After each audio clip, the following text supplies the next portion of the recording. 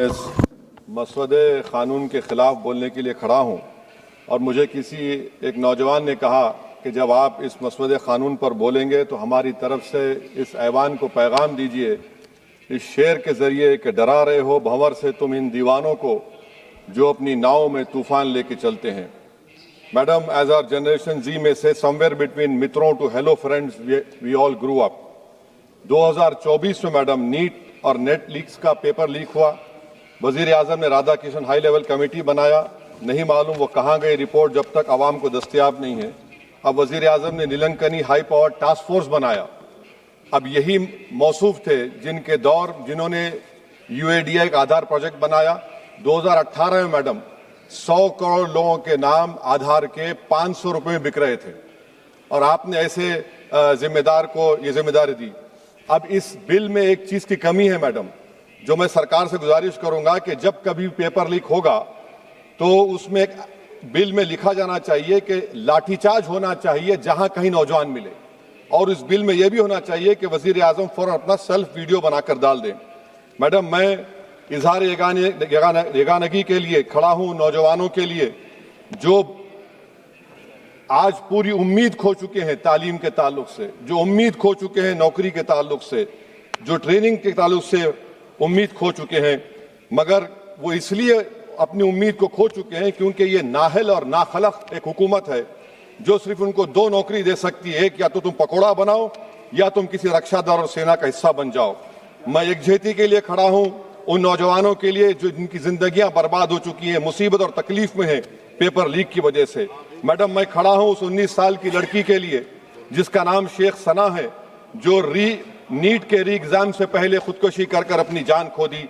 मैं पूछना चाहता हूं सरकार से कि क्या कानून बदलने से, सेल्फी वीडियो बनाने से, इस्तीफा लेने से, स्पेशल टास्क फोर्स और स्पेशल कोर्ट बनाने से क्या सना अपने माँ बाप को वापिस आ जाएगी? ये सरकार को जवाब देना है। ये सरकार इतनी बेहिसी और बेरहमी के साथ इन नौजवानों से उनसे बर्ताव कर रही है, ये बिल्कुल नौजवानों से दूर हो चुकी है। इनकी तकलीफ को समझना छोड़िए, एहसास भी इनमें खत्म हो चुका है। ये मसवदा कानून क्या है मैडम, जो 2024 के कानून में नहीं था? UGC NET, UGC CSIR NET, NEET 2 मरतबा पेपर लीक हो गया। आप जुर्माना बढ़ा रहे हैं, आप सजाएं बढ़ा रहे हैं। आखिर बताइए, ये बढ़ाने से कुछ होने वाला है क्या? असल गलती कहां पर है? आपने इन अकाउंटेबिलिटी को खत्म कर दिया, इन्वेस्टिगेटिंग एजेंसीज को कोई ताकत नहीं दी, और आप इन्वेस्टिगेशन को इख्तियार भी नहीं देते कि जो पेपर लीक करते उनको सजा दी जाए। कितने अफसोस की बात है मैडम कि IAF को इस्तेमाल, इंडियन एयरफोर्स का इस्तेमाल किया जा रहा है। वजीर आजम 130 करोड़ आवाम के हैं, वो सिर्फ एक एग्जाम की निगरानी कर रहे हैं, और ये सरकार बड़ी फख्र से कहती है कि वजीर आजम देख रहे हैं। एयरफोर्स को इस्तेमाल किया जा रहा है।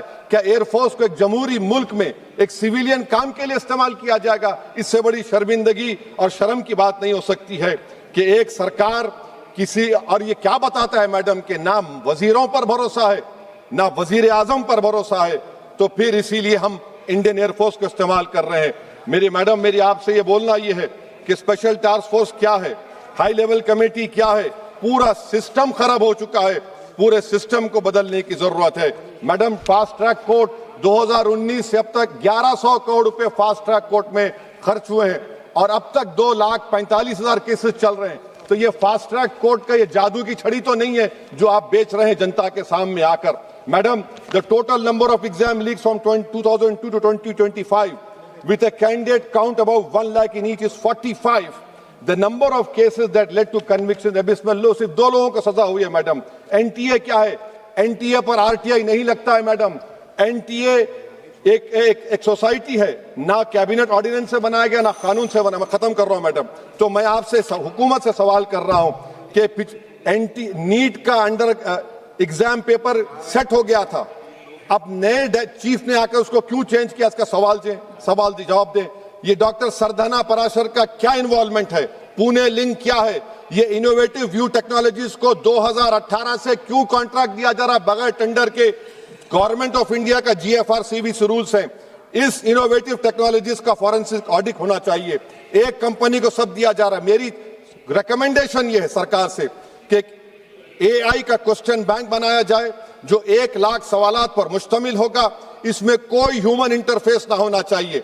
और NTA का chairman, DG, secretary, exam controller, service IAS क्यों नहीं होता है? और फिर एग्जामिनेशन सेंटर पर मैडम बायोमेट्रिक क्यों फेल होता है? जब बायोमेट्रिक फेल होता है तभी जाकर ये पेपर लीक होता है। और मैडम इसमें विजिल ब्लोअर्स का, मैडम खत्म कर रहा हूं, इसमें विजिल ब्लोअर्स का कोई जिक्र नहीं है। जैसा शशिकांत सिकर का पुलिस ने FIR नहीं लिया, नीट CBSE UGC नीट का CBSE में दीपक ठाकुर, ये कुछ नहीं लिया गया। आखिर में मैडम ये सरकार ये कानून लाकर देश की आवाम को, नौजवानों को पैगाम दे रही है, तुम रोड पर निकल कर आओ, हम डरेंगे। इस ऐवान में अगर हम ये पैगाम दे रहे हैं कि एतमाद इस ऐवान पे नहीं होगा, जो रोड पर निकल कर आएंगे, तो फिर ये तो हुकूमत को सोचना पड़ेगा कि अगर लोग एनआरकी में, प्रोटेस्ट में बिलीव करेंगे तो पार्लियामेंट में बिलीव नहीं करेंगे। मैं आखिर में मैडम नौजवानों से झूठ बोलकर उनसे माहिदा किया गया, सुप्रीम कोर्ट अब उन पे केस बुक करने की बात कर रहा है। मैं मुबारकबाद देता हूं उन तमाम कॉन्स्टिट्यूशनल अथॉरिटी को जिन्होंने नौजवानों की उखाबी रूह को बेदार किया। अब उनको उनकी मंजिलें आसमान पर नजर आ रही हैं। तो मैडम जो नौजवानों को यहाँ पर अनाप शनाप बक रहे थे, उन्हीं नौजवानों की तरफ से मैं पैगाम दे रहा हूं, किसी को अपने अमल का हिसाब क्या दें, सवाल सारे गलत थे, जवाब क्या दें। मैं ये जो जुल्म किया गया है, पैलेट गन मारकर, मैं खत्म कर रहा हूं, पैलेट गन मारकर 4 लोगों को उनके जिस्म पर मारा गया। जुल्म फिर जुल्म है, जब बढ़ता है तो मिट जाता है। खून फिर खून है, टपकेगा तो गिरेगा। और किसी शायर ने अच्छा कहा था, इधर आ सितमगर हुनर आजमाए, तू तीर आजमा हम जिगर आजमाए। आप नौजवानों को छोड़कर उनको अपना रिश्ता खत्म करके आप अगर हुकूमत करना चाहते हैं आइंदा 2.5 साल, तो मैं बड़े एतमाद के साथ कह रहा हूं कि आपकी मिस गवर्नेंस की वजह से कहीं खुदा ना खास्ता जो पड़ोसी देश में हुआ वो हरकत यहां पर ना हो जाए। उस आफत की दावत आप दे रहे हैं, ये इसीलिए मैं इस बिल की मुखालिफत करता हूं। मैडम सिमरत कौर बादल जी।